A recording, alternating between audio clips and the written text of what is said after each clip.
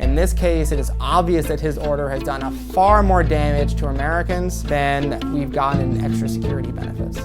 Trump's executive order banned migrants from 7 Muslim countries temporarily, while also permanently cut the refugee program by more than 50% while barring Syrians from ever coming to the country as refugees. My name is Alex Narasta, and I'm the Immigration Policy Analyst here at the Cato Institute.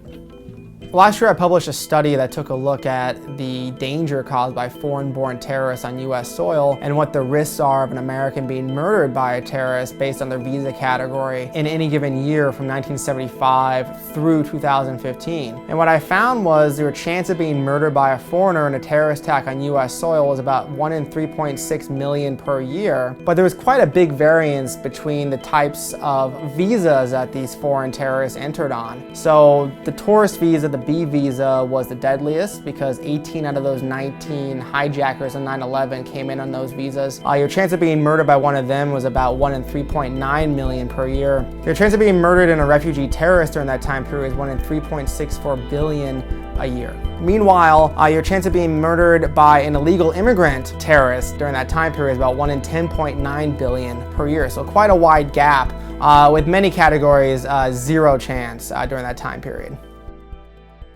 To understand how small the risk is from dying in a terrorist attack committed by a foreigner on U.S. soil, you have to compare it to something else that people, I think, understand a little better, like homicide.